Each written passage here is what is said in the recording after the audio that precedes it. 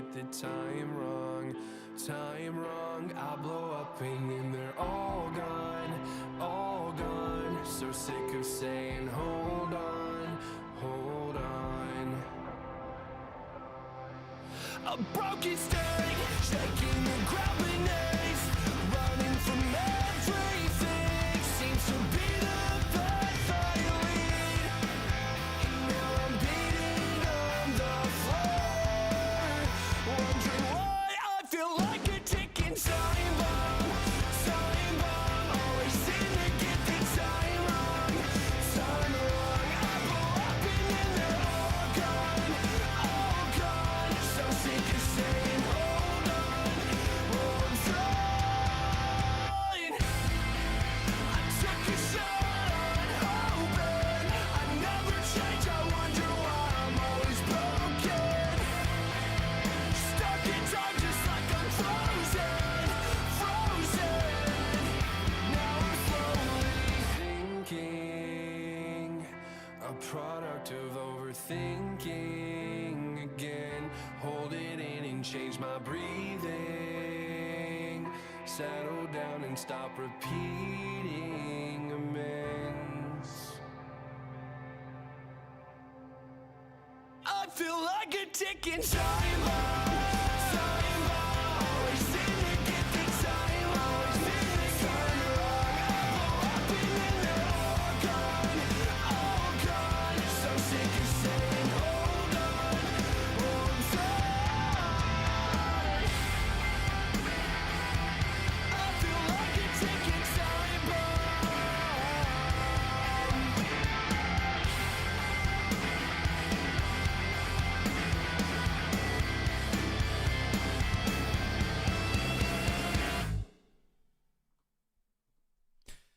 Hello guys, welcome to another installment of Touchline Talk with your boy LNobbins. How are we all doing today? In today's episode, what I would like us to touch on is we can, of course, go over the Dortmund game. We can have a chat about what we liked about that. We'll, as always, looking ahead to the next match, which is on the horizon. It's Liverpool, and that's going to be a very, very challenging game because, unfortunately, Liverpool have decided to become good over the past couple of games, and that's very, very frustrating. But at the same time, City have also decided to sort of be good at the football again. So there's plenty to get excited about. There's plenty to be nervous about also, but we will be discussing all of those topics and more in today's installment. I also want to go over this with particular reference to the City players, obviously none more so than Phil Foden, who is back in the squad. We'll have a chat about that. Tuchel's made some interesting comments about him also, which are interesting given the antithesis of Southgate's comments in a similar vein. If you're coming into the stream, leave a like on the video. It's free. It helps support the channel. Yes, it does. How are we all doing today, though? How are we all doing? Timer inflation is crazy. Love you too, true citizen. We got Ruhan, Topher, winner takes it all. Blue Lock, Naveen, we're winning 3-1. Hello, Yanko, how are you? City Liverpool decided to level up right before meeting each other. I may not like them at all, but boy, do I respect them. That's a fair point. What do you think about Elliot Anderson? I like him a lot. It's a bit dark in the room. I just don't have the blue light on, that's all. I mean, I can open this. I can open the blinds. We can make it a bit brighter. I mean, there's not much natural sunlight out there. It's a bit of a grim day, but there we go. How about that? I just don't want to pop all the lights on. I guess I could do. Hello, Nebs, one of my beautiful members. We got Yanko as well, another beautiful member and true citizen. So many beautiful people here who's helped support the channel. Hello, Jewel. We've got Aaron. I do not know what that means, DJ Raven, but thank you very much for your comment. And Gospel says, do you think Shirky should be started over Reinders? We can definitely have a chat about that when we get to the Liverpool section of the video. Of course, there will be a tactical preview. I will be watching Liverpool in a bit more detail. I wasn't able to catch the game in full against Real Madrid because we were streaming PSG versus Bayern instead, and I only caught a glimpse of the Aston Villa game as well. So I will be looking at those games because Slot has changed it slightly. Of course, he's changed it right before playing us. That's not annoying. I've spoken to Tom Little, though, big up to him, and he's been giving me some breadcrumbs as to how he feels Liverpool have changed since the very poor run. So I will be going over that. I'll be sharing what Tom has shared with me and what I just think of the overall situation. Of course, that will be in a bit more detail come the tactical preview. Before we get into Liverpool, though, there was, of course, a game that took place just a couple days ago, and that was against Dortmund, Champions League potential. I'm not going to use the term banana skin because Dortmund are just like a good team. Banana skin would suggest that you're up against a properly stinky team, and Dortmund aren't a stinky team. Although, of course, we were the favourites. So the title of this stream is, City's midfield revival, and we all know that the biggest concern last season was that the midfield stunk up the gaff basically from, I'm going to say, match week 5 through to the end of the season, essentially, for the most part. Throughout that run, how many times did we keep reiterating that the problem is we don't have the physicality in the midfield, we don't have enough defensive coordination, we don't have a defensive midfielder, Rodri's injured, and so on and so on and so on. Defensively, of course, there were also offensive issues. We weren't getting enough goals from midfield, we weren't getting enough of anything, rather, from midfield going forwards either. This season, so far, the midfield has been a big strength for City. That's, I think, in large part down to 2 players in particular. Nico, of course, coming in and being an actual defensive midfielder for us. So he's been shoring everything up defensively for the most part this season. He's also been helping evading pressure, getting us out of danger in those earlier phases. But of course, the lad in the thumbnail has also been fantastic as for the earlier phases of the game and build-up. But of course, it is that bit of an X factor in front of goal and also just general playmaking. So that has been the key for City and that midfield revival. And we saw that against Dortmund as well. And shout out to Reinders as well, who got 2 assists. You can say that he scammed the assist because it was a fantastic finishing rather than a brilliant pass, but still, nevertheless, you have to trust Foden in those areas, and Reinders did, so I do feel like he does deserve some credit there for that. And that is ultimately how we overwhelmed Dortmund, by picking out the space in between their back 5 and then their midfield unit. There was some really good positional work by a number of our players, including Savio pulling out, is it Svensson, I believe it is, out wide, and Haaland as well pinning back the opponent. So when that is happening, when you are forcing, I'm going to say you're forcing vertical space to be created, let's say that, between the defensive line and the midfield line, by definition, you are creating pockets of space. What you need there are players who thrive in small spaces, and we do have a number of those. We have Foden. We also saw Cherki do that against Bournemouth also. There are a number of players who can thrive in those areas. So it was a fantastic game for City overall with the midfield. And as Bullock says there, Savio and Doku had a field day, and they were also lovely. I mean, Doku is another one of those players who showed glimpses of it a couple seasons ago when he would sometimes start off the left and then drift in centrally. Can't recall how many times we saw it last season, but certainly the season before we saw a glimpse of it, and we've seen a lot of it this season, with Doku also being one of those central players and one of those small space operators. And it's terrifying if you're an opposition defender and you're up against Doku centrally, because he can now dribble right and left. You see what I mean? It's not, the touchline isn't even acting as another defender anymore. If it's Doku, he can go either way, and we know that he can go either way expertly well in those central areas. There's a bit of a cheat code there. So we've been really good at exploiting that space, and that was Dortmund's downfall ultimately. Sticking with Foden then, because the England squad has been announced and Foden's back in it, which is great news for him on a personal level. Now, I don't think that a lot of England fans deserve Foden, so I would rather he just not get called up, because I think there are so many England fans who don't deserve him. The good news, I suppose, though, even if you don't care about England, let's just focus on like what's the City perspective for a second. Even if you're a City fan, and let's even go the other way and say you actually just actively dislike England rather than you're just neutral to it or ambivalent or that sort of thing.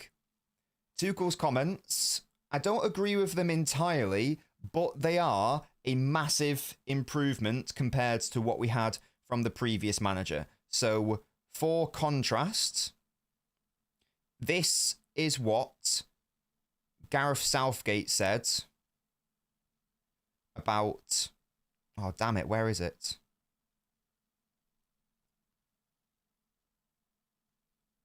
I can't do the exact quote now, I might misquote him. Southgate last season, or it may have even been the season before that, I think it was in Foden's Player of the Year season. No, it was in Foden's Player of the Year season, wasn't it? He said something like, when asked about is he going to play centrally, Southgate said, well, he doesn't play there for his club. So Pep seems to know what he's doing, so I'm actually going to not play him centrally because he doesn't play there for City. Now that tells us that he didn't actually understand the role that Foden had that year, because he was playing centrally when City had possession. That's how he was able to play so well. So that just told us that Southgate didn't really get what Foden was as a player, and he didn't understand how to use him. And we certainly saw that in the opening games of the Euros, where he tried to replicate Foden's false winger role off that left side by giving him Kieran Trippier as the option at left back, who is a right-footed right back who does not want to push up and hold width on the left. So Southgate didn't get it. He ultimately didn't understand and get what Foden was as a player throughout his England career, which was very frustrating. And it was a situation where towards the end of the tournament, as we're getting further and further, like the games against Switzerland and Netherlands were evidence of this, he half got it. He actually then did play him in the centre, and lo and behold, those were England's two best games. But ultimately and fundamentally, Southgate just didn't understand Foden. He didn't get it. He still saw him as a winger, clearly. He saw him as a player who had to be shoehorned in to this England team. And it was a case of basically have the team and then shove Foden in wherever. Because he is so versatile. And he is versatile, but he was missing the point of what situations Foden can be versatile in. I did a tweet which touched on that, which I will go into also. Tuchel has made some interesting comments. Big up to MJ for the super chat. LB, I'm not LB. Can we play Gvardio, Diaz, Kusanov, off-ball centre-back? Nunes going forward. Foden, Shoki, Bernardo, Nico midfield with Doku Holland up top.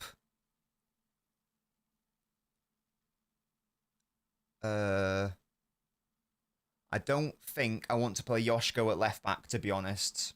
I think we need to play Nico O'Reilly there. We'll have a chat about the potential City lineup that we can do, but I would not be dropping Nico O'Reilly personally. I do think that considering how good Salah has been in the past couple of games following Liverpool's changes, I think that we need our best defensive option there at left back, and that has been Nico O'Reilly to try to deal with him. So I'm going to advocate for Nico O'Reilly to be starting. Spoilers. Tuchel's comments are more positive. This is the key line that I'm going to focus on, that I'm being happy about. Because I'll repeat, even though I don't think lots of England fans deserve Foden, and I would actually rather he didn't get picked from a selfish perspective, if he is going to play, then he at least needs to be used properly. Otherwise, you're wasting him. The main thing with Phil is he gets a role central. I don't see him as a winger at the moment. Maybe not anymore. He should have a central role. I think that brings out his strengths most. We talked about this with him. That's a big statement. That's big. Because that essentially tells us that Foden's done with the idea of being a makeshift wide player. He's done with it. So that's good. So that sounds like... Well, no, it is. There's clearly been a conversation. We talked about this with him. And I'm sure that Phil would have also said, I do not want to do that anymore. Look at me. Look at me ball out for City centrally. I'm a midfielder. Play there. The war is over, absolutely.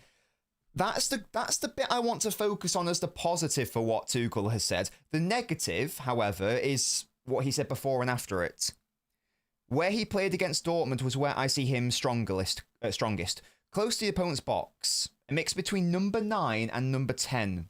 Now that tells me he didn't watch the Dortmund game. That's a worry. That tells me he watched the highlights of the goals. For me, Phil scores and assists more from the 18-yard box where he scored against Dortmund on the half-turn in the pockets. Now, that's not incorrect, and that's not untrue for him to say, but Foden did not play all game in that area of the pitch. He was allowed to drift over there naturally and almost roam over there. But that wasn't necessarily his set position. He did still start left of centre in the position that he's been playing for the vast majority of this season. That tells me he didn't actually watch the game. That's a bit of a concern. The bit after the good bit, he says, he will contribute as a 9.5, number 10 and a half-ish position. Very fluid, but in the middle of the pitch, close to the box. Be able to assist and score like he did against Dortmund. So we're getting there. We're getting there with how the England national team understands what Foden is as a player. But these are the babiest of baby steps, because that is also not correct. Because the way he's framing what Foden did at Dortmund, and indeed what he is as a player, is that he was playing as a second striker vibe of player. Otherwise, why would I say a number 9.5, number 10.5? Now, that's not correct at all. So if Tuchel's being honest there, and JS suspects that he's being sneaky, then it's still not correct, and it still illustrates a misunderstanding as to what Foden is as a player. That was just something I wanted to touch on. We're getting there, though. We are getting there. Southgate got it horrendously wrong. Tuchel's getting there. He's getting there. But he is wrong to be outlining it as that's like what sort of player he is, and that's where he should be playing. If anyone's interested, if anyone wants to know what I think, if you are going to play Foden, first of all, don't bother, because I don't want him to be playing for England. I don't think loads of England fans deserve him. But secondly, if you are going to play him, what you should probably be doing is looking at and we'll get back to City in a moment, sorry, I just want to have a tangent about England and Foden for a second. If you look at England's midfield, I think the starting point is who do you build, who or what principle do you build the midfield around? And I think you have to build it around Declan Rice, personally. You don't give him the same role he has for this season at Arsenal. Probably. Don't think that's the way England could go about it. I suppose you could double down and play Wharton Rice or Anderson Rice, and perhaps that's another way around it. But let's say we're talking about that. I think that Rice has to start in every single main England game. What's Rice's biggest weakness? Well, it's in the number 6. Well, it's build-up play. He struggles when his back is to goal. He also struggles in respect of certain compared to other midfielders. I don't know if the term's not technicality, because Declan Rice is very technical, but more so like the ability to play in the smaller areas, I suppose. Now, so I would actually argue that England's best midfield would probably be one that has Foden and Rice in it as a central pairing, and then you play one of Palmer or Bellingham ahead. whoever you want to go for. That's what I would say, but that's my team and I don't really care. So that was just like a little brief aside. I actually don't really care who plays. I'd rather Foden doesn't play at all, but there's no doubt in my mind that the best England side is one that has Foden in midfield. That's what I would do, but I don't really care. So that was just like a little brief aside. So that's Foden. Lovely against Dortmund. He's earned his call up. It's great for him on a personal level. I'm sure it couldn't have been exactly Jason. That's why I would want Foden in the build-up, because he can help do that. He can receive it under pressure. He's incredibly press resistant. We know that. And he's helped so much with our build-up this season also. That's what I think would be the best use case of him. I repeat, at the end of the day, just don't play him. Don't even risk him getting injured. You don't deserve him, England fans, to be honest. I mean, I'm an England fan as well, but I deserve him because, you know, I always back Foden. So that was just the little aside that I had. I don't really care what anyone thinks about that.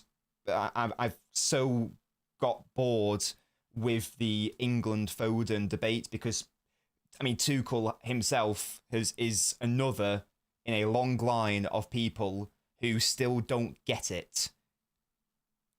So I don't know how much better it's going to get, so I don't really care, and it's almost like a losing battle in that sense. So let's just keep him for us. Let's just keep him for us as City fans. That's Foden. That's the midfield. Against Dortmund. Lovely. Shall we now have a thought experiment collectively as to what should City be doing against Liverpool? There will be a tactical preview where I will go into more detail, but let's brainstorm together. What would we like to see as our starting point? What do we know about Liverpool? What do we know their weaknesses are? How can we potentially exploit them?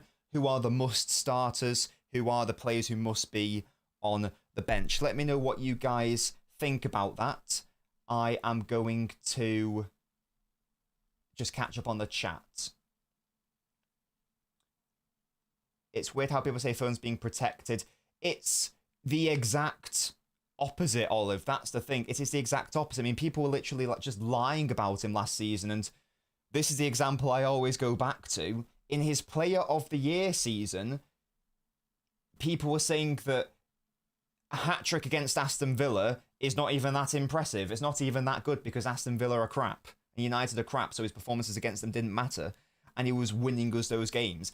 His standards are ridiculously high. They are insanely high. He's under the most, I would argue he's under the most scrutiny of nearly any other player in the Premier League. It's ridiculous. I've never seen it with any other player like that. It is a madness to me. It is an absolute madness. I used to dislike United the most today. I dislike Liverpool as much, if not more, says Tahiti. Hello, Mad Hatter. Shirky and Foden equals magic. You're damn right. Tuchel's being sneaky. Oh, yeah, I read that earlier, sorry. Why don't I always ignore you? Sam, I think that's your first comment, mate.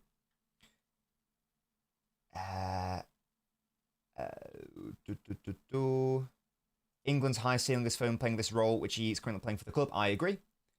England football is focused on the player names and play the fluidity of the team, says Ricardo. There will definitely have to be sacrifices, definitely.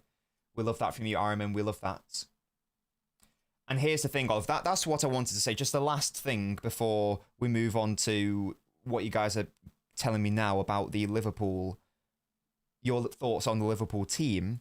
It was something that I tweeted. We've discussed this on the channel before. I used the analogy that Foden's like water. Big up to John McKenzie. Just a short little video that he released just on echoing what we've been touching on the channel this season about the use of Foden in build-up and that deeper role. So I just tweeted it because I feel like it echoed what we've discussed this season, and it just further illustrates what do City need in a given season, and Foden will ultimately deliver on that. So because he was never going to start in the midfield initially when you've got Gundogan, Bernardo, David Silva, Kevin De Bruyne. It ain't happening. And then, of course, Fernandinho and Rodri. It ain't happening, of course. Now, so that meant he had to go somewhere else. So when he first properly broke into the side, what did City need? Well, Leroy Sané had just left the club. We needed, of course, Sterling could play there, but realistically what we needed was a really good, direct, dynamic, left-sided winger who can, of course, contribute in respective outputs. And that's exactly what Foden was. That's exactly what Foden was that year.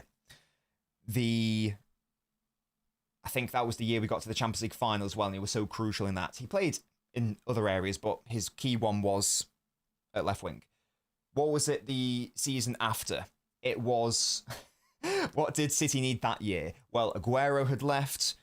Gabriel Jesus was Gabriel Jesus.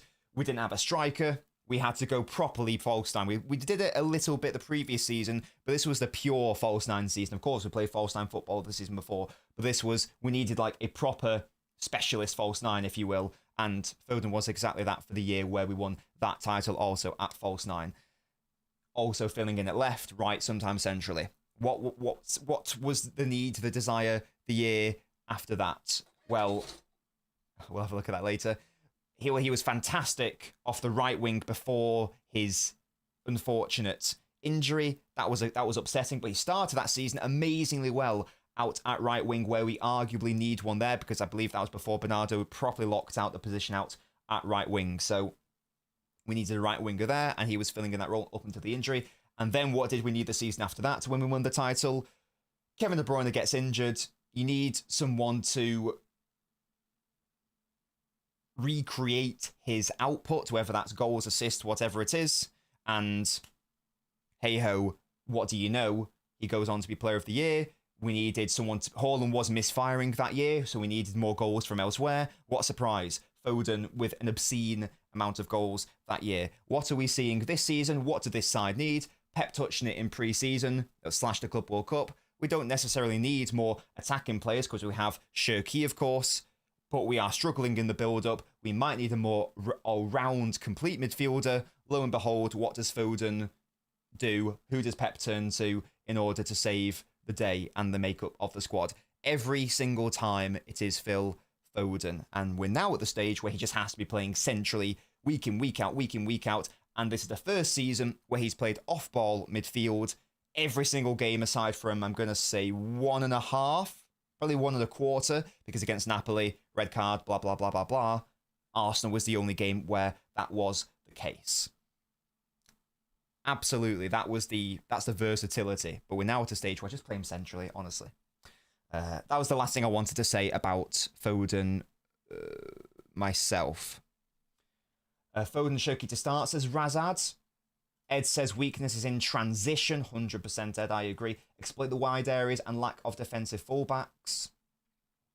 Marmish, Hall and Shirky in attack. Foden, Nico Bernardo, says Yash. I know, Ariaman, and there's a whole other conversation to be had about that, because it's the same lies about last season, where he's actually had some very good games for England and some very good tournaments for England. And don't even get me started on, even when he didn't have a good tournament or a poor game for England, don't even get me started on the performances of midfielders who are far better than Foden, by the way, historically, but were far worse for England. And yeah, I notice you, mate. I notice you. England sealing a semi-final, says Razad. I actually think that we'll do quite well. I do think England will do quite well this tournament. Phone's Bruce Lee. John and Nobbins game recognizes game, says Razad. If only I had the game of John. Starting to gel, says Drewski, yeah. What do you think the chances are of Rodri Nico G starting on Sunday? Be very surprised, because he wasn't even on the bench against Dortmund, and he played a minute, 2 minutes against Bournemouth. So I'd be very surprised if he ended up starting. If they were both fit, this could be a great game to do it. I wonder if it's more an Anfield situation. Not yet, Ultimate. I'm currently planning on rejuvenating the Patreon. I've got a very fun idea for that. That's going to be really good. It's not my idea. Someone emailed me with the idea. So big up to Michael if he's listening. I know he listens because he listens to these streams. So big up to Michael for helping me with this. Thank you so much, JS, for the super chat. We used to say the English media builds players up just to bring them down. Now they build them up and let social media do the rest. Definitely. And I know you didn't have good joy with the fortune last time, JS. It was absolutely outrageous. You paid a £5 just to be shouted at by the fortune. I can confirm this is a much nicer one for you, though. You will soon be surrounded by good friends and laughter. Isn't that nice? That's much nicer than saying that you have a pathetic existence and you will be alone for all eternity. I believe that was the gist of the last fortune you had, which was obscene. That was crazy. You paid money to get shouted at. There's some self-deprivation kink. I'm not LB. What's going on? Oh, was that for after the super chat? Yeah. Don's got something to tell me. That's nice. Yeah, but oh yeah, sorry. Yeah, so yeah, because LB's bald. I get it. I was so confused. It's because someone else called me LB before. I was looking like a bad 80s villain. Thanks, mate. Hello, Saitama. Not really, to be honest. Not been watching Echeverry. It sounds like it's not going well, though. Am I confident for the Liverpool game? I'm quietly optimistic, yes. The evolution has been stunning. Oh, we've talked about it so much. In it, Spartacus, in it. I mean, Fuzz can't play box-to-box properly, says Taha Life. That's definitely an area Reinders needs to work on. Foden definitely can, though. Nico, of course, can also, defensively.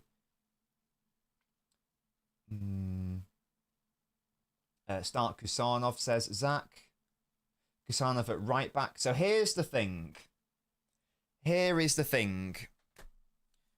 If you want Shirky to start, and I'm not saying that he has to start, I'm not saying that it has to be a thing. Shall I tell you what does have to be a thing, though? Leaving a like on the video. We're at 62 likes, and that is frankly embarrassing. Pay like rent.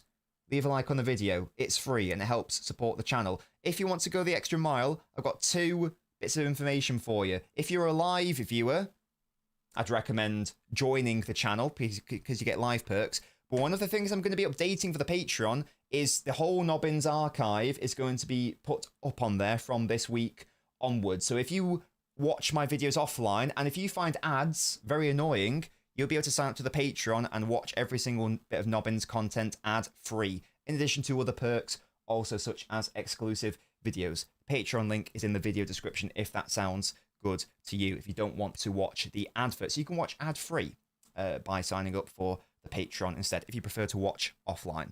Here's the thing about Kusanov at right back. I'm not even focusing on the defensive side of the game because I've made my thoughts on that very clear. But I don't think you actually need to even contemplate the defensive side anymore, because here is how I'm viewing it right now, and I think Fenway has absolutely surmised it perfectly there. Who do you want to be playing as your right-sided player? If you want it to be an actual right winger, such as Savio, and even though Bob isn't this player, but he can do that also, or Bob, then there is nothing wrong with playing Kusanov there from the offensive perspective, because they can operate as an actual right winger and they don't mind holding width. However, if you want Shirky to get into this side, and we saw against Bournemouth, and I really hope it continues, that is, in my opinion, the best way to accommodate him.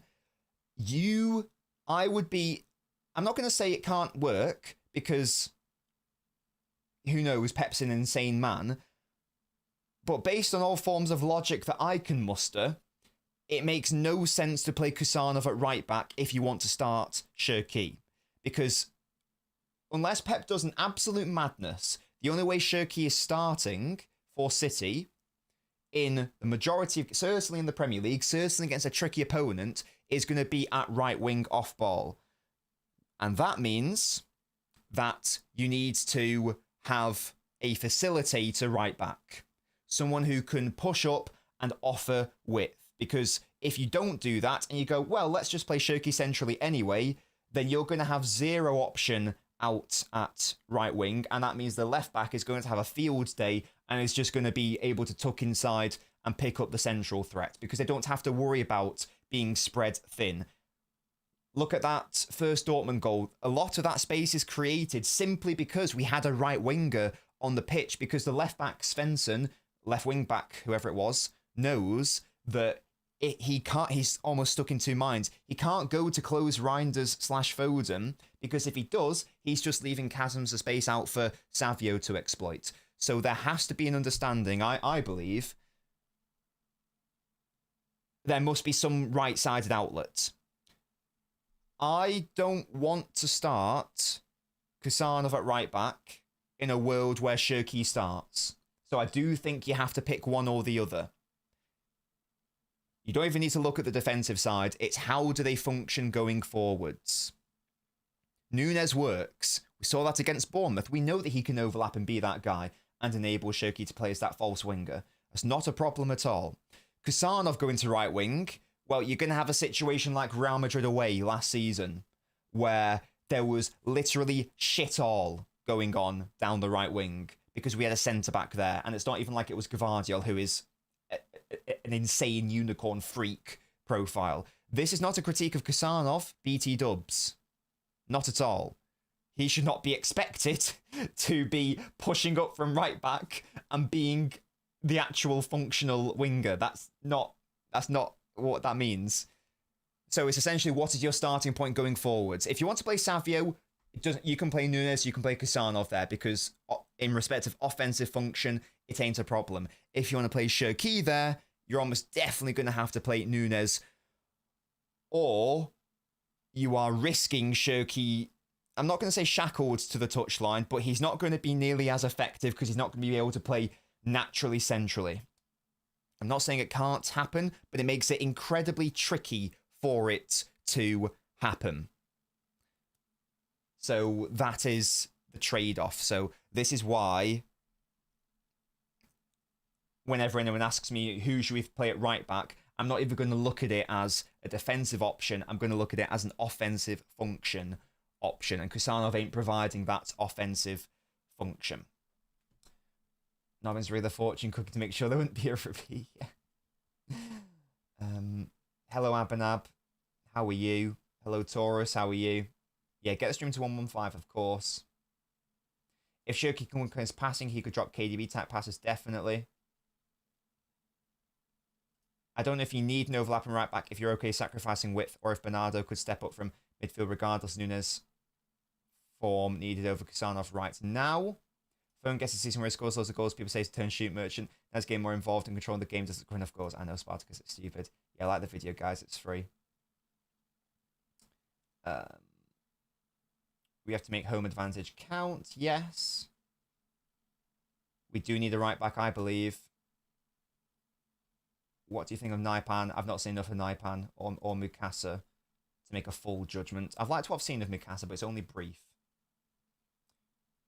I have a feeling Shirky won't start Pep plus Reinders, and you will play Foden, Tijani, and Nico. Nunes has earned the right. The other thing to say is that Nunes has been really good. I don't think Nunes has put a foot wrong, really, outside of a couple of weird errors which didn't matter, since his handball against Brighton. So it's been a minute since Nunes has been poor for City. So even defensively, I actually think that Nunes may deserve to start. And we know that Kusanov has, since coming back from injury, has only played against Swansea, and he looked rusty. He looked bad. But it was fine because he was rusty, so it's not something to go too hard in on him for. Is Liverpool the game to do that? I'm not so sure. Don't know if it's a good game to introduce him. So I would probably be pushing for Nunes anyway to start at right back, given all of that information. Nunes will play against Vert, says Diaz. He was mint against Madrid off the left. It will be a real challenge. Yeah, definitely. Definitely.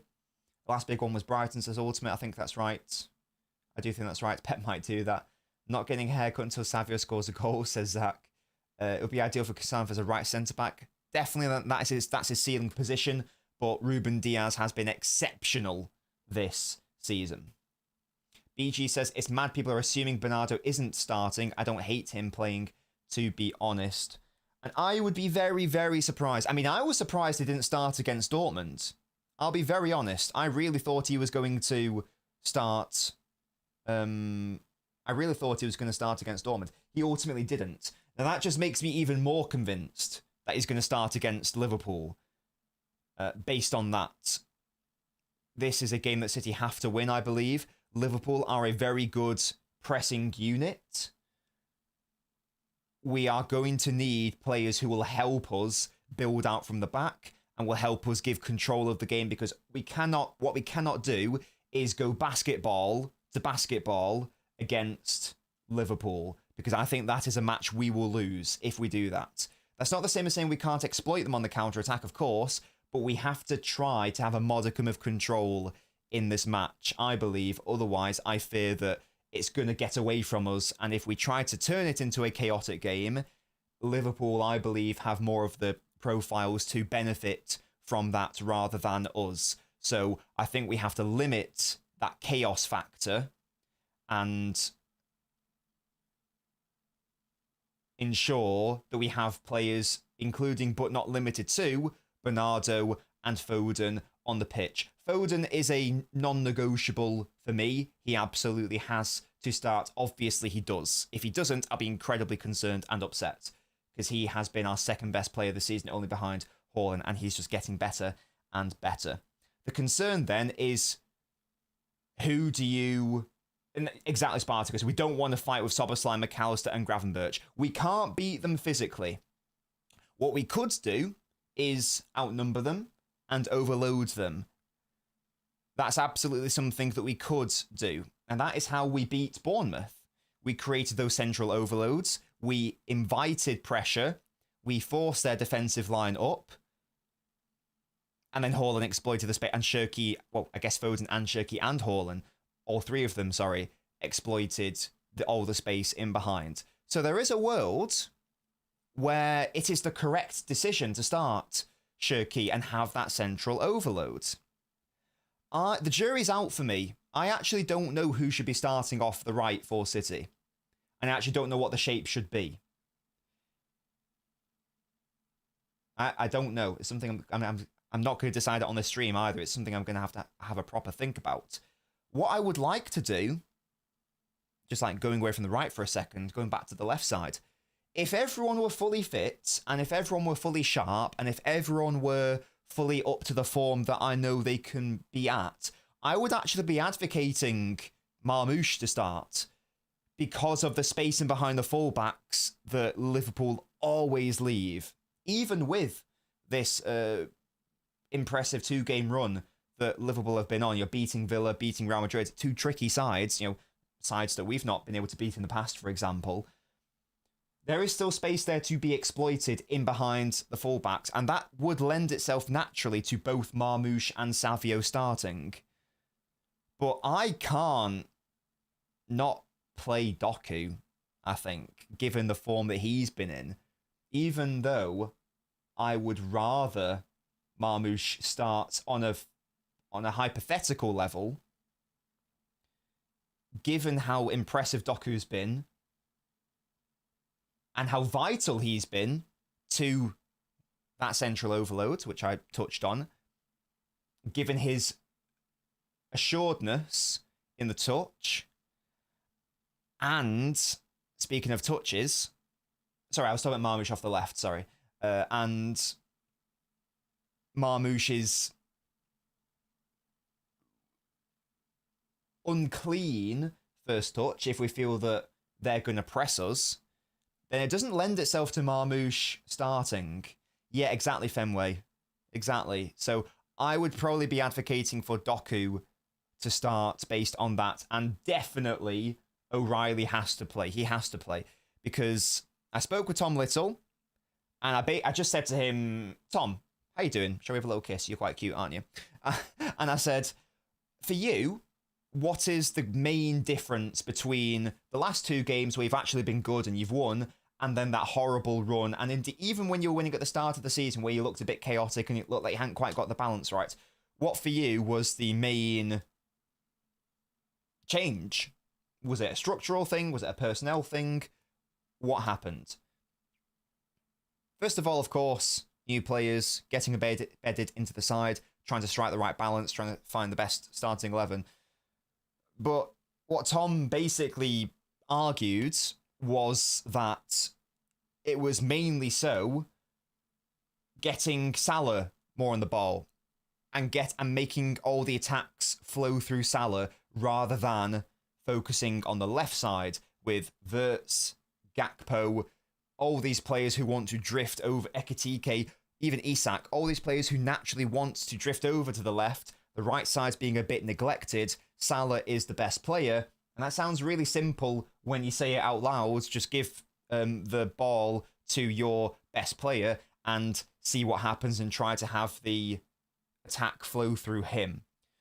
So this is not the game to be trying to reintroduce Ait-Nouri, even though Ait-Nouri has had very good games against Salah, by the way. He's done very well against Salah.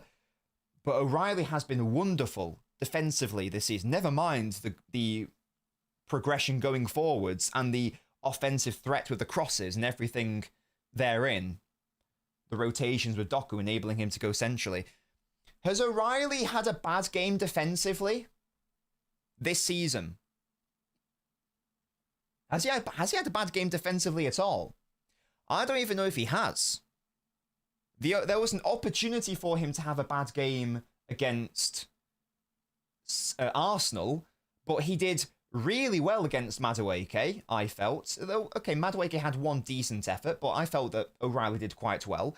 And then Saka came on as well, fantastic player. And if anything, O'Reilly did even better against Saka than Madueke. I'm not going to say that I'm confident that O'Reilly will be perfect against Salah. I'm not saying that he's going to lock him up. I'm not saying he's going to pocket him. But that's going to be our best bet. Surely, that's going to be our best bet. Yeah, personally, Spartacus, maybe there is a game. Maybe there is a game where he was losing more duels than he won. Maybe there was a game where he got beaten too easily. But I can't think of it. And I can't recall it leading directly to a goal either. I feel like I would have thought about it defensively. So that would seem to be City's best option there. And that does go hand in hand with having Doku there, because it's not Ait-Nouri's fault. Ait-Nouri and Doku have not had that many matches together.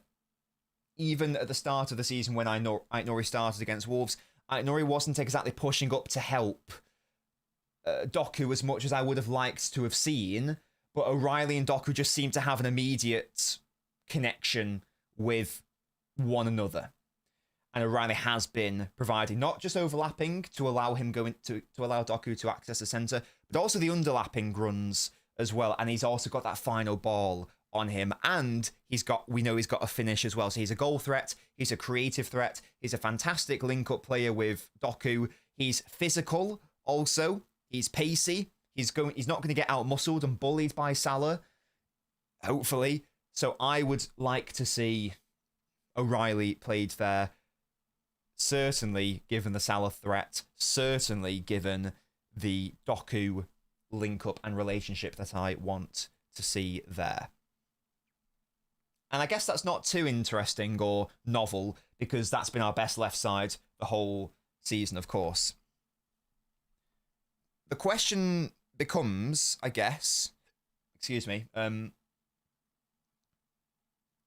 if Bernardo is starting, that probably, and Foden, I believe, has to start, that probably does mean Reinders, by extension, unless you're playing Bernardo at right wing, which I suppose could happen, that means that you are probably dropping Reinders by extension.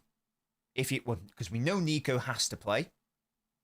Rodri's probably not going to start, given the lack of minutes since his injury. That obviously gives you two options. Foden's not going anywhere. And I seriously think it's got to be Bernardo. Reinders on the bench. He played well against Dortmund, but he's the odd man out, says Fenway. And yeah, he did play well against Dortmund, absolutely. But it's probably going to... And I don't want Bernardo right wing, by the way, Aaron. I mean, I was just saying that I think the only way that you could get Bernardo, Foden, Reinders is, of course, one of them playing right wing. That's the only way that could happen. And it can't be Foden going there. It shouldn't be Bernardo going there, but if you were going to play all of them, then that would be the case. It's a bit of a shame that Reinders wasn't fully fit for Bournemouth, because that would have been a really interesting game to see what was Pep going to do. What was he going to do? I feel like Pep wanted to start Reinders. Would he have been willing to drop Bernardo against Bournemouth? Was Bernardo just filling in for Reinders? Or would he have dropped Shirky and would we have not seen that fantastic performance from him? I don't know what he would have done. It's so frustrating that we didn't actually end up getting to see that. I would suspect, Smian, that is going to be in the midfield, though. Yeah, Nico, Foden, Bernardo. I would be amazed if it were anything else, given the challenge of the opponent. We have gone over. Liverpool will be very intense. We need players competent in build-up. Reinders has sometimes this season struggled in deeper zones, and he has struggled a little bit when the pace of the game is getting past him a little bit. We know that that's not going to happen to Bernardo. We know that's not going to happen with Foden either. So, you get me. Someone's like Modric says ready. I think could be a great overall midfielder, definitely. I think Bernardo is the way to get Shirky in at right wing. I think that is probably the trade-off. Right now, even though I would love to see the midfield be Nico, Foden, Reinders, and then Shirky false winger at right wing, clearly, Reinders isn't yet ready to play that. I think that's the highest ceiling of this team. But we need all of our new signings to be fully integrated and up to speed. And Reinders hasn't yet, on a consistent basis, illustrated those deeper elements to his game. Even though he is press resistant, he needs to get closer to that Bernardo level. Now, whether he'll get to that level ultimately is another thing, but he can certainly get closer there. And that's okay, DS. Yes, exactly. This is not like a Reinders hit piece. You guys know, I still believe Reinders is one of the best midfielders in the world. I still totally believe that. I'm not backing down on that statement. But it might just be a case of right player, wrong time. And the time is something that will get there, is what I'm trying to say. The games will happen, the experience will happen, getting used to it will happen, time will flow, time will follow, and he will get there. There's no doubt in my brain. But perhaps that is the trade-off in the now. Against these trickier opponents, certainly. So for me, the defence is basically locked in, and the midfield is basically locked in. It just becomes a question of what do you want to do off the right. It's a shame that Kirkes has now been usurped seemingly by Robertson, because Robertson started against Real Madrid. I don't think Kirkes is particularly good. Robertson isn't the Robertson of old, but he's still a very capable, competent, physical, challenging fullback to play against. And I wonder if we even want to turn it into a contest like that, where we are asking our right winger to be direct against Robertson. I don't know if that's going to be the play. I'm still not going to make a decision. I will have to think about it. I do think there is value in Savio starting because of that space in behind that I outlined. But is there more value in overloading Gravenberch, McAllister in the centre by having Nico, Bernardo, Doku, Foden, Shirky, all of them in the centre outnumbering Liverpool and dominating the ball? Could that be the play? It would be risky, because what I've just said there is the Bournemouth setup. Hello, Musty. What I've just said there is essentially the Bournemouth setup, where you had all of those bodies centrally. That does involve the fullbacks pushing up and being the wide outlets, which means you play a back two against a side that really wants to heavily counterattack. So there are strengths, there are weaknesses to both shapes. And it's just about, what do you value more? Do you value protecting your wide areas in rest defense, or do you value knowing that you are going to control the midfield? And I don't think there's a right or wrong answer there.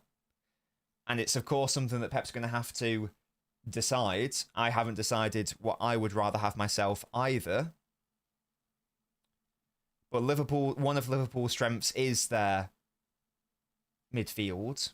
I wonder, would it be best to outnumber them and bully them there, and then take the game to them and take it from there? I'm actually not sure what the correct solution is. Low key, I would like us to do what we did against Bournemouth. I just don't know how realistic that is because of Liverpool's threats. That's the only concern. But we do know that Núñez and O'Reilly have been incredibly solid defensively, and they can get back very quickly, especially Núñez up against, you would think, possibly Wirtz. And Wirtz isn't slow, but he's not as quick as Núñez. And Salah is pacey, but Nico O'Reilly ain't a slouch. Of course, he's faster than O'Reilly, but he ain't no slouch. I might like the idea of that. I'm unsure, though. What do you guys suppose, though? Potential threats? Running in behind? Of course, the transition. Salah getting isolated up against his fullback. So Foden is going to have a big game defensively. Yes, and Salah does always score against us. So, of course, O'Reilly's going to have to be good. Of course, Doku's going to have to track. But you'd expect Bradley to be picking up Doku, or rather Doku picking up Bradley. Foden is going to have a ridiculous game off ball, I fear. Well, I don't fear, but I suspect on Sunday as that left central midfielder to help O'Reilly, because there's definitely going to be a world where Salah stands up O'Reilly and then there's runners off him. And the run inside, that's going to have to be one that Foden tracks and cut off that passing lane. So big game needed from our left side in particular. I would expect that Liverpool's right would be their key threat, given that Salah is the guy. I don't know what the situation is with Isak. I don't know if he's fit to start. I know he wasn't available against Madrid, but Ekitike is also a very scary footballer. And the other concern is our midfield getting overrun.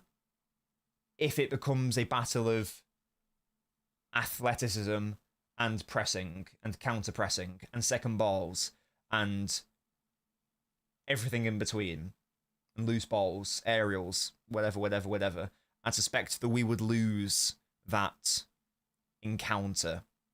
So we can't allow it to turn into that. And I wonder if a solution to that is to just stack the midfield so that we can play around them and through them rather than have to...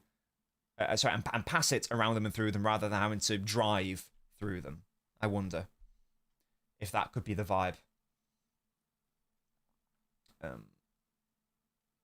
And that's the trick, isn't it? That's the trick. That's one of the sacrifices that you play.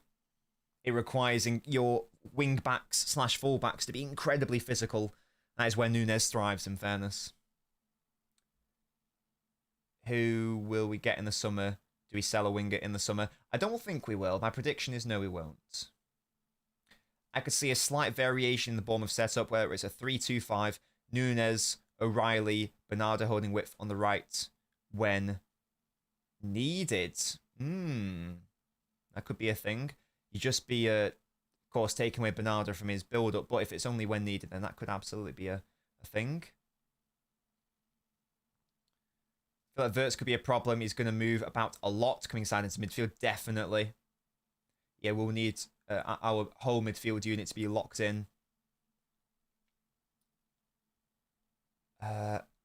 Ekatike seems a better fit for the current slot tactics. Does see Rodri and Nico were left out of the Spanish squad?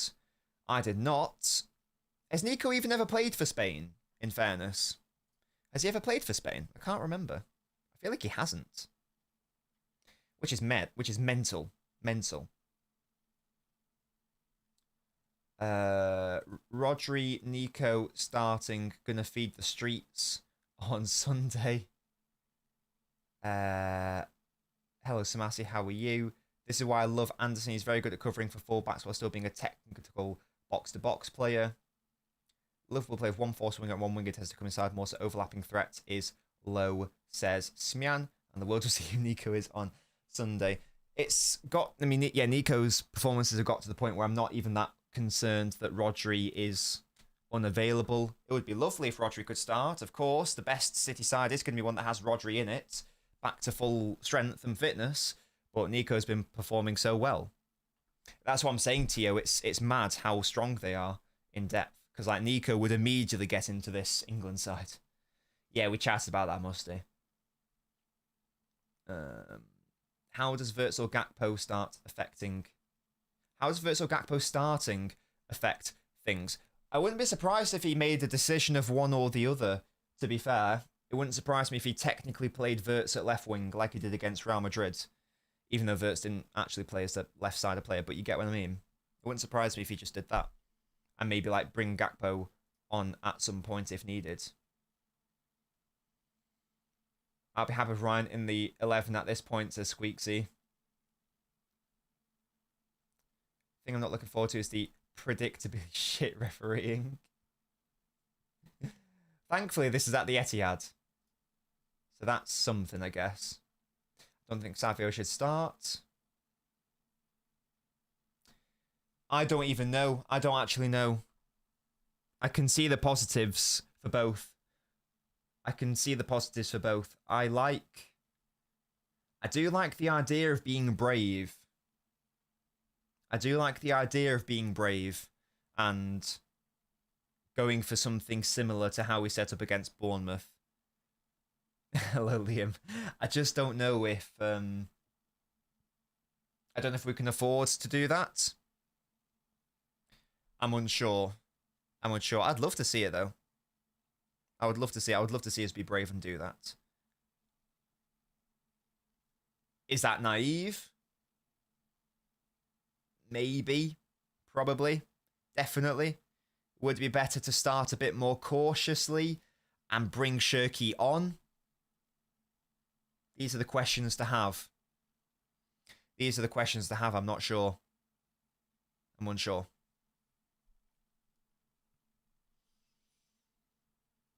I think at some point we will see them both in the same midfield. Definitely. No, Musty. I think it's one or the other. Personally, I don't think both play right now because if Savio starts, or Doku has to start, so that means Savio has to play off the right, and that would mean that Shirky would have to play in the centre, and there's surely no way that Pep's playing Shirky off ball midfield. There's surely no way he's playing Shirky off ball midfield against Liverpool. There is surely no way that's going to happen. If it does, I'll be staggered. Excuse me. Savio best for Champions League games where he has space. There is going to be space. Yeah, he did, Musty, but we had lots of injuries, didn't we? Like Foden wasn't able to start, for example, and we all saw how that went over. I'm still amazed at that decision, and it was clearly the wrong decision. There will be space in this game. There will be some space. This is what's in my head. This is what's in the back of my head that I can't shift. My brain is telling me that Savio should start because of this fact, but my heart is telling me that I want Shirky to play. Yes, sadly, it's going to be Robertson, and that's also a factor because I think the Robertson would have quite a good game against Savio. So I'm in two minds. I don't know. I don't know. Do you get what I mean, though? Do you get what I mean about the split in the head and the heart? I actually don't know. Shirky's a good shout to start Savio to crumble under the press, says Cannon. That's maybe a good point. Savio isn't the best outlet. Perhaps. Early score predictions 2-0. I'd be amazed if we kept a clean sheet. Be interested to hear what Liam Burns says, the Liverpool fan. I wish Kirkes was starting, because you know what I think about him. I think he's a little bit stinky. I think starting Savio or Shirky doesn't make any sense unless Pep starts Bernardo instead for his work rates and press. It would be weird to not use a talent like Shirky, says Connie. I mean, he's been better than Kirkes, must he? For what it's worth. He's 48 years old. Pepper and everyone else have hyped Shirky so much lately, I have a hard time thinking he'll sit. Do you think he's definitely starting them, Fenway? Can I get... I should just do a poll, but I can't be asked. Do you guys think Shirky's starting, yes or no? Not do you want him to start. Do you think he's starting Sunday? Yes or no? Just give me a yes or no. Because I'm in two minds. I actually don't know. I actually do not know. I feel like he should. I feel like he will start, but I don't know if he should start. Does that make sense? I don't know what I want. I don't know what I want.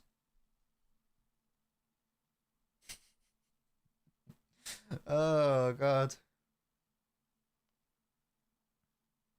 Shirky to start so you can blow squirts out the water. If you start Bernardo midfield, start Shirky. If you start Reinders, start Savio, says Smian. And I think Bernardo's going to start. Less of the Kirkes slander. Definitely not. He's a fraud. Yes. No. No. Robson eating dust. Yes. Nope. Yes. Nope. Yes. Yes. Nope. 50-50. Nope. My god, this is so half. So 50-50. Nope. Nope. Yes. Yes. Yes. Nope. Nope. Yes. Don't know. I don't think he will. Oh. I think that's pretty 50-50. Still don't feel confident at right back to Spades. Neb says yes. Joma says no. My heart wants him to start, but head says Savio. If it were against Arsenal, Pep would absolutely play it safe with Savio. Not sure Pep has that hang-up against slots Liverpool. I believe Shirky will play right wing. Shirky will play right wing because that's where he played against Bournemouth. So the midfield would be what we did against Bournemouth. Nico, Foden, Bernardo. And then you've got Shirky right wing. Burner definitely starts. Shirky and Omar to come off the bench. Marmouche is definitely one off the bench for me. Yeah, I should just do it. Why am I so lazy? Can mods do a poll for me, or do I have to do it? I'll do it right now. Let me know. Can mods do polls, though? That'd be interesting to know. Will Shirky start against Liverpool? Yes and no. Baby food. That's not a thing. What a shame. Because you can do it on Twitch, can't you? Oh, well. We're running the poll, guys. We're running it. Get your thoughts. I will repeat. This is not what you want to happen. What do you think is going to happen? Is he starting, yes or no? Not what you want, what you think. No, that'll be my tactical preview ready. That will be released tomorrow. How do I become a self-taught football analyst, says Silky. I would recommend just obviously watching matches. Watch videos of people who you respect and know what they're talking about. Not me, you know. Follow people on Twitter and read stuff from people who know what they're doing as well. So I follow basically everyone who I follow on Twitch. You should do that. Yeah, the lurkers are coming through, man. It's a silent majority. The lurkers, because when I was reading out those yes/no, that was definitely 50-50. That was definitely 50-50. It's actually not close now. We're up to nearly 70%. It's not even that close. So the lurkers are big Shirky fans, clearly. They think he's going to start. Yeah, Liam, who is a Liverpool fan, says that Shaky starters are going to be baby food. I do, Sam Ask, absolutely. Sang Savvy's a bit dumb. He does have a good ceiling. Next season is his last year to prove himself. He has this season and the next to improve. Yeah, definitely, Sman. Yeah, there's nothing wrong with that. It's the same time for Doku. It's not a problem at all. Not a problem for me. Not a problem. I think he had a good season last year anyway. You'd be lurking while you're working. Love that from you, JJ. Yeah, but he's not... Oh, sorry. The midfield anyway. Oh, I understand, Liam. Hey, it wasn't for Bournemouth, and they're better pressers than you, so respect us. Not scared of Shirky. You should be. He's absolutely mogging. That's the word, isn't it? Verts this season, yeah? Think Shirky... Sorry, think starting Shirky, not putting a winger on the right against their fullback makes sense. The only reason I can get behind Savio is tracking back and the pace. Let's manifest this as Connie. Yeah, Lucas think yes. Shirky Marmish off the bench. Rest against Dortmund to cook against the Pool, says Olive. We can also bring Savio as an option, you're not wrong. I don't stand the hate from our fan base on Tijani. I think it's just a lack of patience, to be honest, Squeaksy. That's all it is. That's all it is. He's actually had some good performances. Of course, it's been lackluster, and it's not been as good as I thought it was going to be. Perhaps I got a bit too giddy and felt that he could just immediately plug and play. So maybe I got a bit too giddy there and I got a bit too ahead of myself. But there's no... I've got no issues with Reinders. He'll be fine here. 69% Shaky will give him pleasure. That's nice. Yes, so to confirm, yes, so 60, so it ended. 67% think he will start. And you are right, he didn't start against Dortmund. He didn't start against Dortmund. Is that a sign? Question mark? Is that a sign? Or not? Is that a sign or not? I don't know. I don't know. Weird thoughts on Dumfries, don't like him. To be honest, Ricardo was a signing for us. It's a good point, Liam. See the graph with offensive duels per 90, key passes per 90. Was that Doku? Musty. Was Doku like massively top right or something? Thank you very much, Ray. That's very kind of you. Still got a long way to go. I don't think that I don't think Reinders has been bad full stop. I just think he's been, you know, below what I would have expected, but he's not been bad. It's not been bad at all.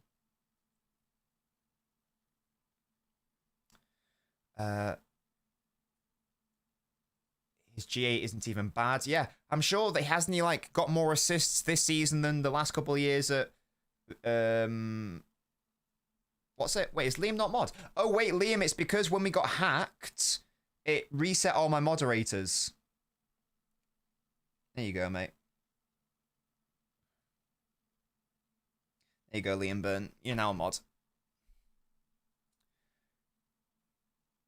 Can I ask you, Liam, what do you think your biggest weaknesses are?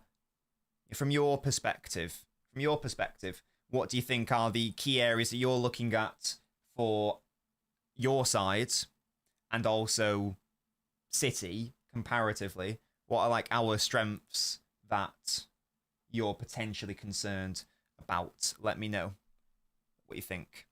We don't do this over here, guys. I still don't get what this means.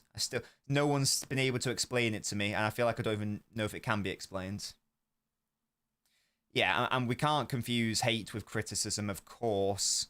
There's nothing wrong with criticizing. We know that's a thing. We always say it over here, but too often people do lean into hate, and that's bizarre.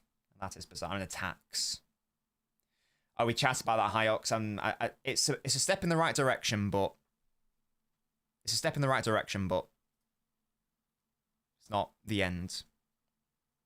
It's a sign, 100%. If he made it clear, would start Savio, would start Shirky midweek and rest Shirky, says Diaz. It's a very good point. It is a very good point. Shirky's getting used to the intensity of the league and looked knackered second half against Bournemouth. Made sense to rest him. Good point, actually, Puncher Bicycle. Yeah, because the second half he was a little bit lackluster overall, wasn't he? Poor decision making. Poor decision making.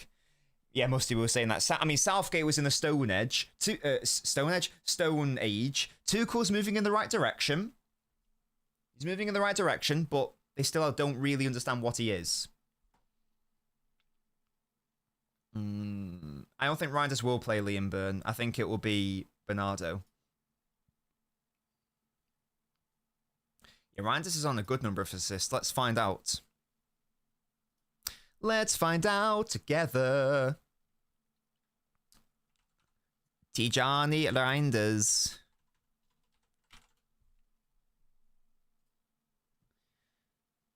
Let's have a look-see. He's got a goal and 5 assists. Which is a bit mad. A goal and 5 assists. 3 in the champ, of course, 2 the other day against Dortmund. 3 in the Champions League. And don't forget, one of those, that did go over my head. I'm not gonna lie. That's how little this meme means to me. That's how little this meme means to me. I don't get it. Yeah, so he's on 5, and yeah, one of those assists was against Arsenal as well, which was a very important thing. I am senile. I can't lie. Can't lie, won't lie. Last season he got 4. Season before that 3. But of course, last year he had a mental goal-scoring year. Yet to see that side of his game. First game of the season. Lovely, lovely. He's definitely a player who can be that guy in front of goal as well. He is that guy. Clinicality not quite there yet, but hey, I think we'll get there. We'll get there. Excuse me. So this is for Liverpool. Wide areas defensively, wide left attacking. We are shit, but better centrally now. This is what I mean. This is why I feel like, would it not be better to start an actual right winger?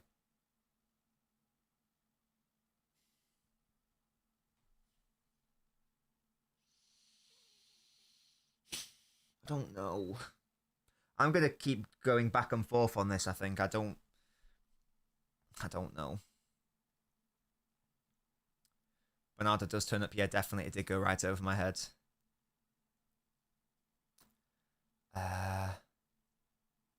That's good for Nate. Maybe people expect him to score more. Yeah, and I think he could have scored more. I think he's been unlucky in front of goal, to be fair. I do think he's been a little bit unfortunate. Bradley should be able to lock him up. I'm really scared he plays Dom right back. Ain't no one locking up Jeremy. Yeah? If only Trent were there, man. If only Trent was still there. I wish you were playing your right winger at right back, man. I wish your right winger were fit to play at right back. That would be really fun. Can you imagine Dokup against Frimpong? That would be hilarious. That would be unfair. That would be so unfair. He can. It's a good point, Samir. It's a good point. And maybe perhaps. We're not sure, citizen. You can be one then, mate. I thought you were. There you go, mate. Sorted. Maybe the point is you don't target the but no, but that would still lend itself to Savio. I was gonna say you don't attack the player, you attack the space, and that is what you're doing. But that still would lend itself to playing more of a Savio type. But Nunes can also make runs in behind. Maybe it's frustrating that everyone's not up to proper form and up to proper sharpness and fitness. I really think that this would be a good game for Marmouche. But he can't start. He can't start with Doku being Doku. It can't happen.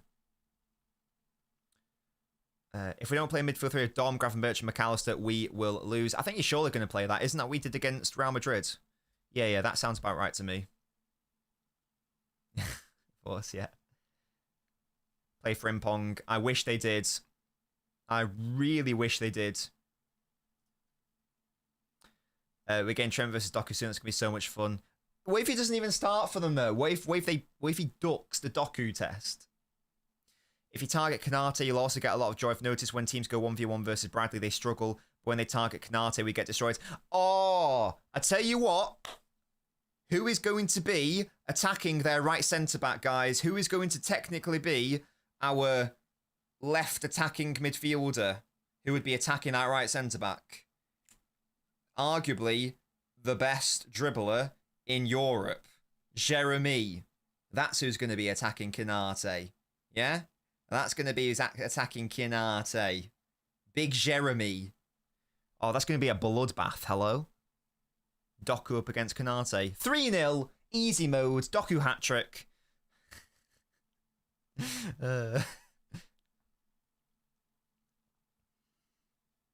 My napkin tucked into my shirt for that match. Is it just a birthmark? I'm not LB. I'm Nobbins. I'm not LB.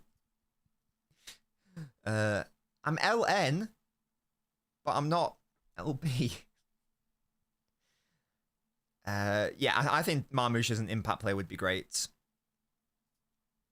He doesn't have to, because O'Reilly... Don't worry, Liam Byrne. O'Reilly will be occupying Bradley, and Doku will be drifting centrally, and he'll be popping off.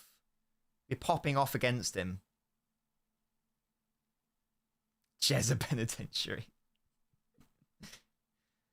Carvajal's an amputee, Jesus. Yeah, Konate's been a little bit stinky sometimes. Yeah, sadly he is injured, Sam. Sadly. We need a double pivot of O'Reilly and Nico Gonzalez. Be very surprised if that happened. Very surprised. Send Doc and Phone to play against Konate. Yeah. Can you change your name? No, I can't, actually. Help Bobbin, shut up. Shut up. I've been waiting for Omar to both hole in this season. Hopefully it happens, but it's hard to justify when Doku's in such good form. They'll double Doku. Van Dijk on Haaland means either Foden or Shirky Savvy needs to find the half space. Okay, and you know what? I think you've convinced me. I think you've convinced me that Shirky should be playing them. I think you've convinced me with that because that is a really good way to think about it. Yeah. Yeah, you're right. Yeah. Yeah, I like that. Okay, I've decided my team now. Frimpong, high keys better defensively than Trent. I mean, let's be honest, it's not a challenge. But I mean, a better Trent. I mean, that's fine, but 10 times 0 is 0. So, yeah. You say that, Liam Byrne, but you can't leave him isolated. If you leave Doku 1v1, that's it. You're dead. He's getting past you. I can promise you that. I promise you that. Oh, it's true. It's damn true. I don't know who said that. Is that a wrestler? Let me know which wrestler has that as a catchphrase. I can't remember. I feel like it's someone. If the Doku form continues, Omar will leave, says Mustard. I don't think it'll get that bad. Chill. Any pressing side, I think Shirky starts, says Dom. Oh, Kurt, of course it's Kurt Angle. Yes, thank you, Itchy Goat. Wait, what? 10 times 0 is 0? My life's been a lie. Yes, indeed. Mamish has to fight for his spot. Playing all the time is not a given unless you are Holland, says Itchy Goat. No, but we do have a channel where we play Football Manager.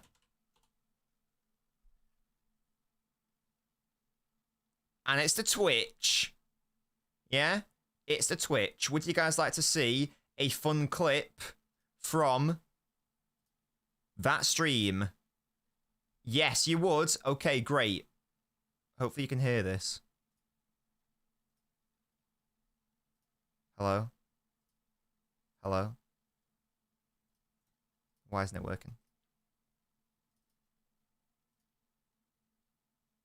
I think we're going to go invincible. Wait, why is that guy so small? How tall is my goalkeeper? Because he looks tiny. So he's smaller than Phil Foden. They've scored with every single highlight, by the way. Every single highlight. There we go. You missed that if you weren't on the Twitch last night. Tuesday, Wednesday, Thursday evenings. We are playing Football Manager. We're taking Cork City to glory. Yeah? We're taking Cork City to glory. Sadly, my goalkeeper is 5'5", so that's a bit of a spanner in the works. But you were their true citizen, you little weirdo. So, is New FM good? I mean, I've only just started it, so I don't know if I can comment on it in absolute terms. Go follow the Twitch, guys. It's good fun over there. Tuesday, Wednesday, Thursday evenings. That's when we go live. No, I don't do Friday, Saturday, Sunday. It's Tuesday, Wednesday, Thursday evenings. And match days. There we go. Look at that. Daddy Chin. What a beautiful person you are. Thank you so much for following the channel. Be like Daddy Chin. Yeah, be like Daddy Chin. Follow the channel. Send a regen Onana. I mean, Liam, tune in. Tune in to the stream and then make your own mind up. Make your own mind up. Exactly, Yanko, exactly. Bournemouth and Dortmund gave us good games. We performed well, so confident on the win. I hope so. Yeah, thank you for joining, Nebs. Glad you enjoyed the stream. Short Kings FC. They made a problem because he's supposed to be 6'5", I think we established. So the game's glitched and it's got it wrong, and it's listed him as 5'5", so he's therefore 5'5" in matches. So that was fun. That was very, very fun. And unfortunate. That was a bit of a shame. I'm riding the payday carelessness. Love that for you, Liam. Okay, guys. We've been live for around 90 minutes. Is there anything else that we would like to chat about whilst we're all here together? Anything else that we'd want to... I've covered basically everything that I think I wanted to touch on.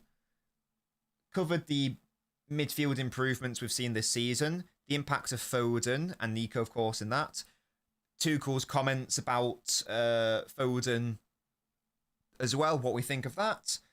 How we can maybe set up against Liverpool and whatnot as well.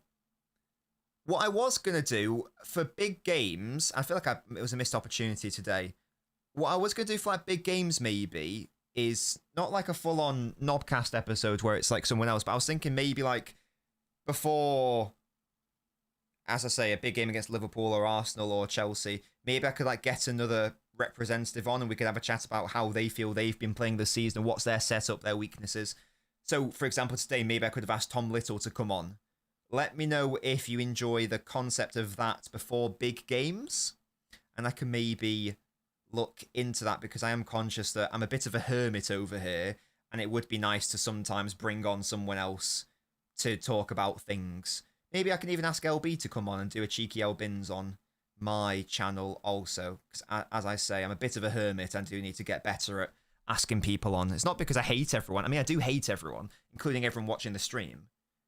You in particular. You. Yeah, I'm talking to you. I'm addressing you directly right now. This isn't parasocial. I love you all. Well, that's a lie. I love most of you. Some of you I don't love. I love most of you though. Oh, I love you too. Love you too, Emperor.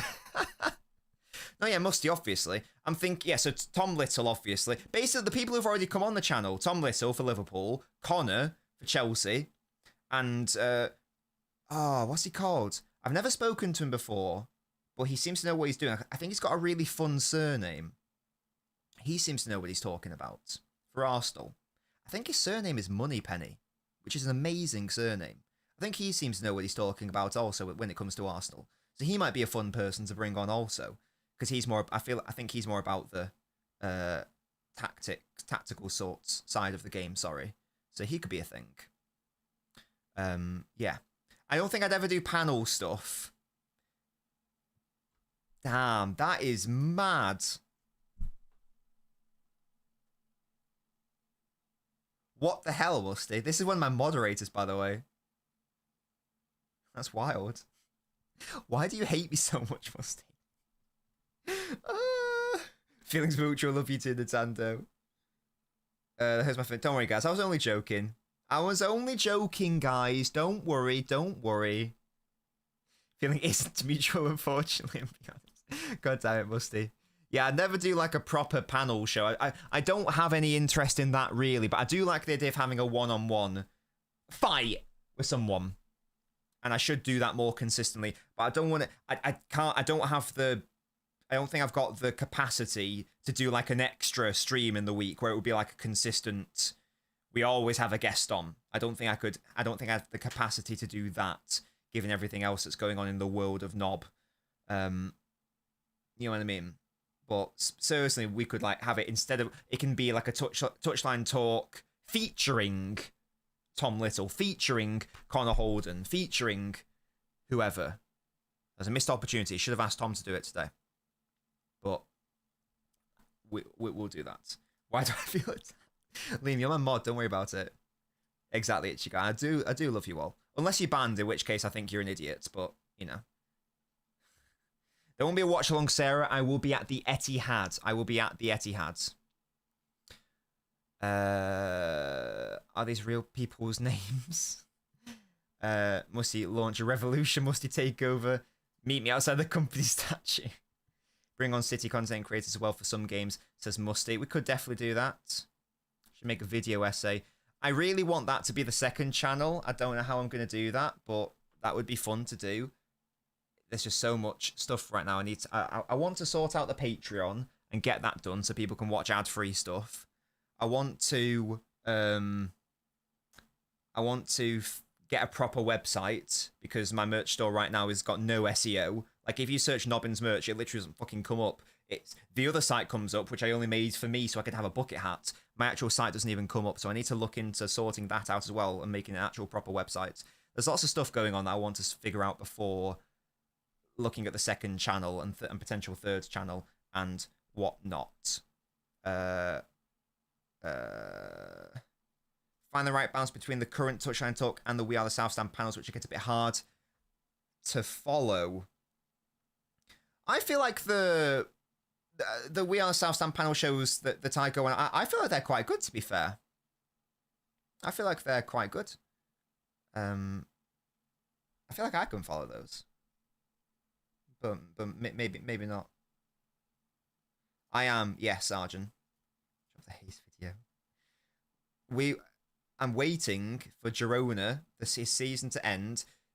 I'm very happy he's gone out on loan immediately because I was not happy with the sample size I was given, to be honest with you. I wasn't particularly happy with the sample size, so this is good that he's gone out on loan. I'm going to be able to have a better thing to say.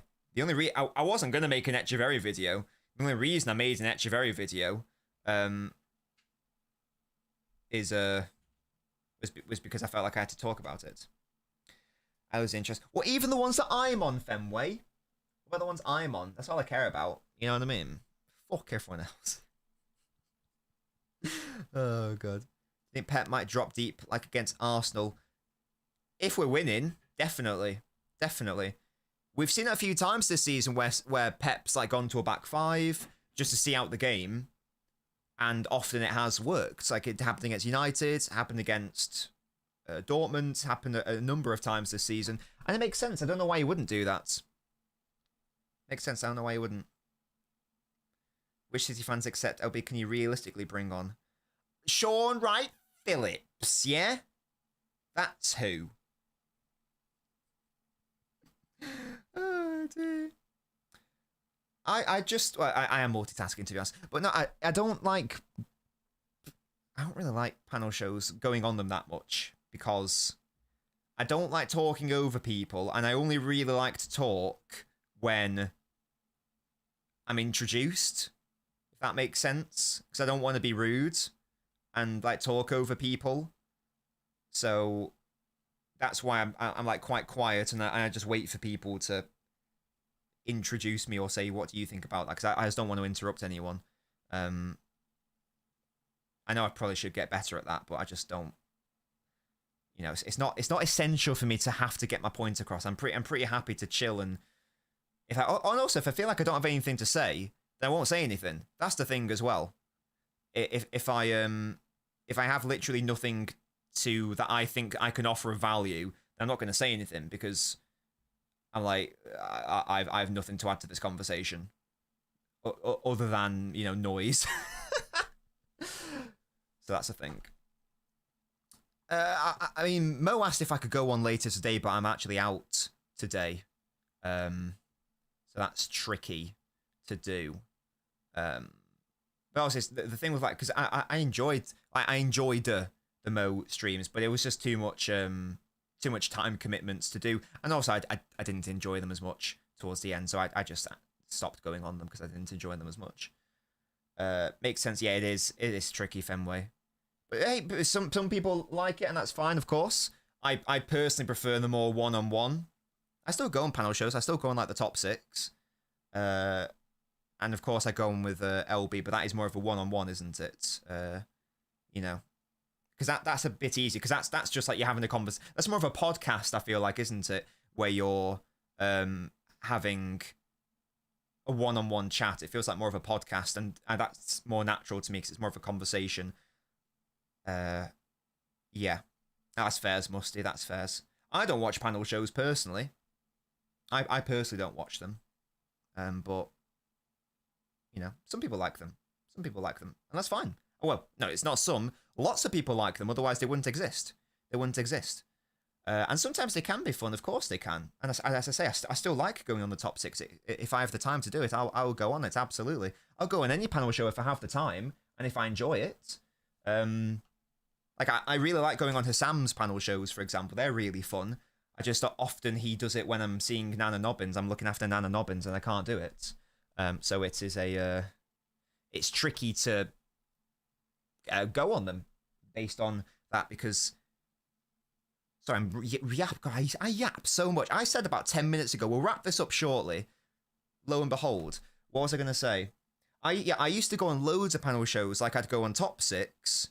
I'd go on LNobbins, of course. I would do Mo twice a week. And I feel like there was another one that I would go on as well. I can't remember which one it was. Or maybe that was like sometimes like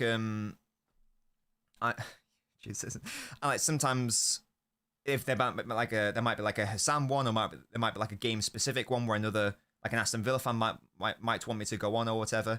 And yeah, it was very good, Musty, of course, but I was not having any time to do my own stuff.